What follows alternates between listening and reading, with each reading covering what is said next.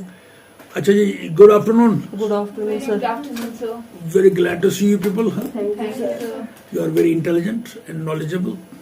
Today I am trying to talk about clash of civilization. You see, clash of civilization is a very important topic. The world has always been fighting. There are always clashes among person to person, among one tribe against another tribe, one mohalla against another mohalla, one country against another country. In this manner, you will always find the world has been fighting. تو reason ہوا ہے کہ یا تو ایک بادشاہ دوسرے کے ٹریٹری کو کھانا چاہتا ہے, یا ایک بادشاہ کو دوسرے کے خزانے پر نظر ہے, یا تو ایک بادشاہ جو ہے مذہب کی وجہ سے بھی لڑتا ہے, مذہبی جنگ بھی ہوتے ہیں. تو اس طرح سے کوئی نہ کوئی بہانہ ہوتا ہے, لوگ لڑتے رہتے ہیں. مگر وہ لڑائیاں جو ہے نا وہ اتنی خطرناک نہیں ہے. جو اب لڑائی ہے وہ سب سے زیادہ خطرناک ہے. کیونکہ آپ کہیں گے کیسے؟ کیونکہ وہ لڑائیاں لمیٹڈ ہوتی تو ڈیٹ بس, جیسے کابل سے بابر آیا, ہندوستان پر قبضہ کیا, ختم. اسی طرح سے فرسٹ ورلڈ وار ہوئی تو فرسٹ ورلڈ وار میں کیا ہوا کہ یورپین کنٹریز نے آپس میں لڑائی کی اپنی ڈومینیشن دکھانے کے لیے, کون ڈومیننٹ ہے کون اسٹرانگ ہے, اور کوئی نہ کوئی بہانہ ہوا اس میں. سیکنڈ ورلڈ وار ہوئی, اس میں بھی ہٹلر اپنا بدلہ لینا چاہتا تھا فرسٹ ورلڈ وار کا, اور وہ ڈومینیٹ کرنا چاہتا تھا, وہ ورلڈ کو بتانا چاہتا تھا میں ہی پاورفل ہوں. تو مگر یہ بھی اتنی خطرناک نہیں ہے. خطرناک لڑائیاں اب ہونے والی, جس میں پہلے بھی ورلڈ وار 1 ہوئی, خیر یورپ میں ہوئی, سیکنڈ ورلڈ وار ہوئی وہ بھی یورپ میں ہوئی.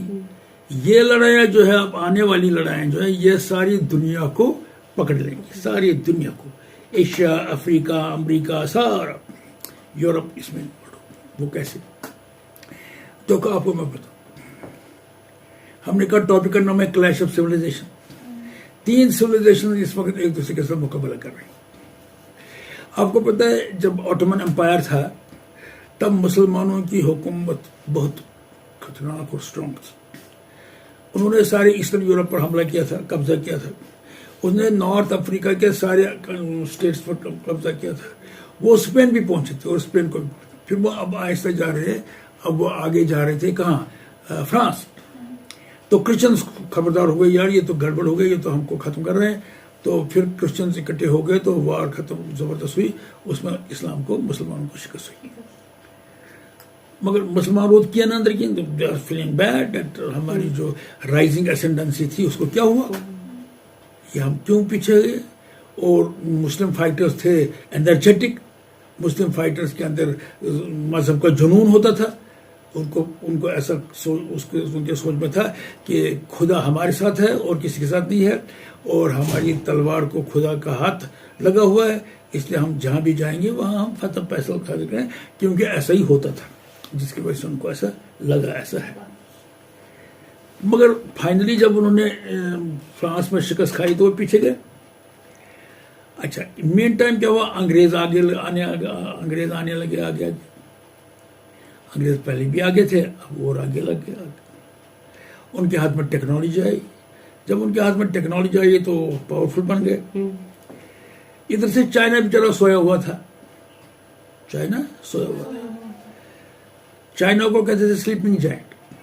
چائنا میں جیسے منگ ڈائناسٹی ہے, 400 سال یہ حکومت کرتے تھے. اور چائنا پہلی کنٹری ہے جس نے کہ ایڈمنسٹریٹو ایگزامینیشن سٹارٹ کیا. انہوں نے کہا اتنی بڑی ٹیریٹری کو سنبھالنے کے لیے ہمارے پاس ٹرینڈ ایڈمنسٹریٹرس ہونی چاہیے, کوالیفائڈ ایڈمنسٹریٹر. تو جو آج کل آپ IAS امتحان لیتے ہیں, اس وقت چائنا میں چائنیز ایڈمنسٹریٹو ایگزامینیشن ہوتے تھے. اور پرنٹنگ مطلب بھی نہیں آیا تھا, وہ بلاک پرنٹنگ سے مٹیریل پرنٹ کر کے ڈسٹریبیوٹ کرتے تھے. ایگزامنیز کے بیچ میں جو نہیں امتحان دینا ہوتا پھر سلیکشن کرتے تھے. تو اب آپ خود سمجھتے ہیں کہ چائنا کتنا ایڈوانس تھا. تو وہی چائنا بعد میں انہوں نے کچل ڈالا. ایک دفعہ ایک چٹھی لکھتا ہے, کون, انگلینڈ کا بادشاہ چٹھی لکھتا ہے چائنا کے بادشاہ کو, اور اس کو گفٹ بیچتا ہے.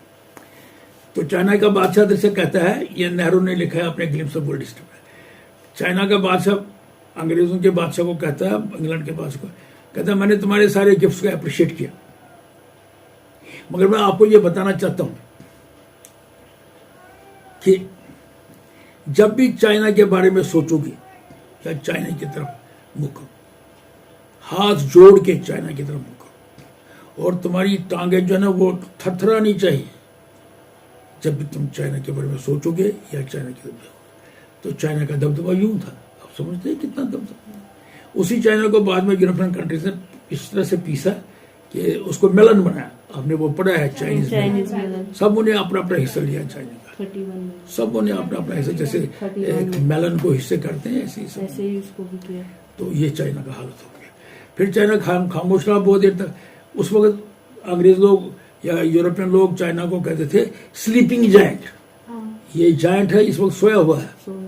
اور خاص کر کے اس کو سلانے میں انگریزوں نے بڑا کام کیا. وہ کیا کرتے, وہ اوفیم بیچتے تھے, اوپیم بیچتے تھے. اوپیم وار بھی بعد میں ہوئی نا, اوپیم بیچتے تھے اور اوپیم بیچ کر ان کو نشے میں ڈالتے تھے. چائنیز کو یہ سمجھ نہیں آتا تھا, اور نشہ ایسی چیز ہے یہ روکنا بڑا مشکل ہے. تو اس طرح سے انگریز اپنا کام کر رہے تھے ان کو سلانے میں.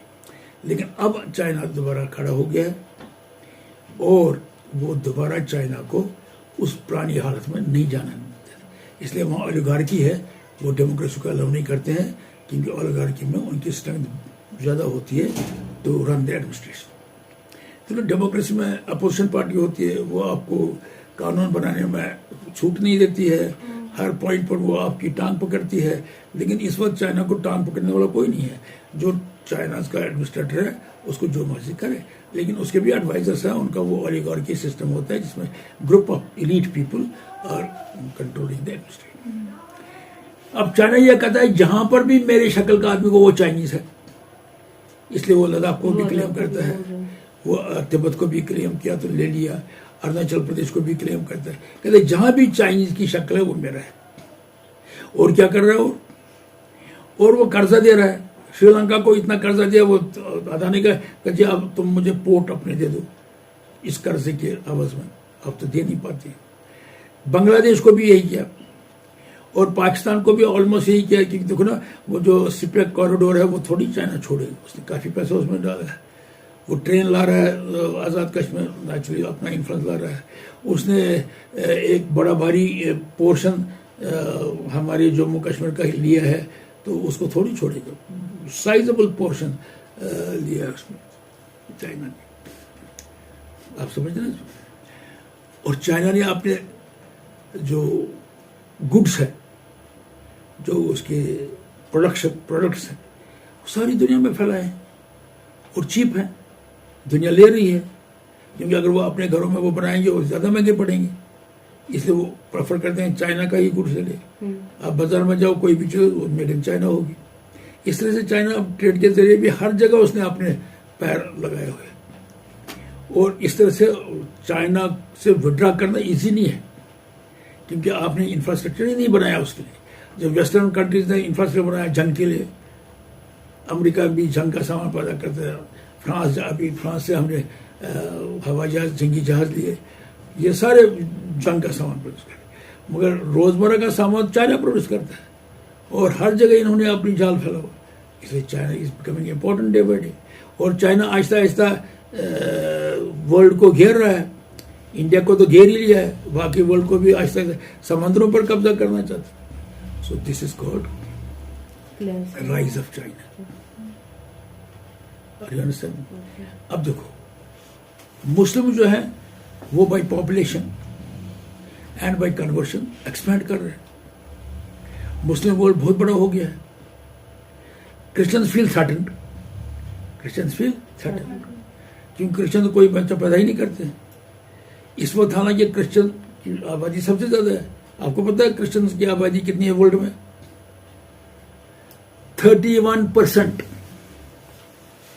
اور اسلام کی آبادی خالی 25%. ہندوز کی آبادی راؤنڈ اباؤٹ 15%.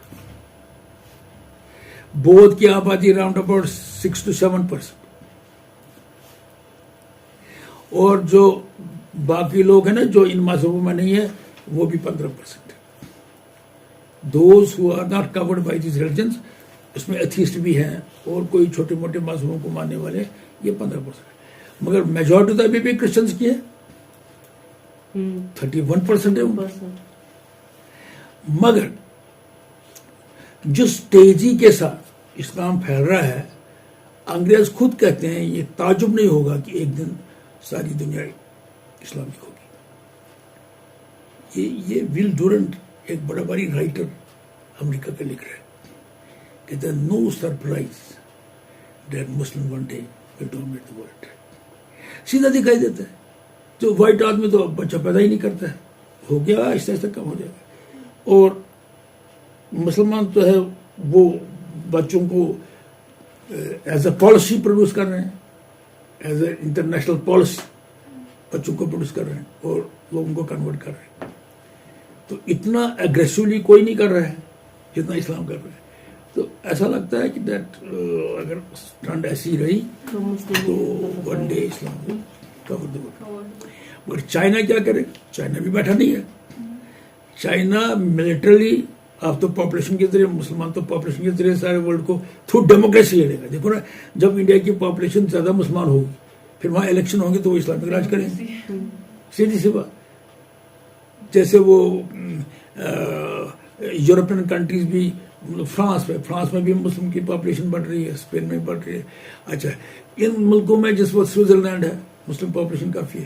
جب ان کنٹریز میں بھی مسلم پاپولیشن میجورٹی میں ہو جائے گی تو نیچرلی بائی الیکشن وہاں مسلم راج ہو جائے گا. تو مطلب یہ ہے کہ through population they are trying to gain the territories. China is trying to gain territories through aggressive methods. Number one, by floating loans and taking territories because loans have not been paid. Dusra, by producing armaments which are ultra modern and greatest in number. That means jitna China کے پاس جنگی سامان ہے اتنا اور کس کے پاس نہیں. ان کے پاس فوج بھی بڑی ہے, ان کے پاس ٹینکس بھی بڑے ہیں, یہ سب کچھ بڑا. تیسرا, چائنا نے اپنے ٹریڈ کے ذریعے سارے دنیا کو اپنے ہاتھ میں رکھا ہوا ہے.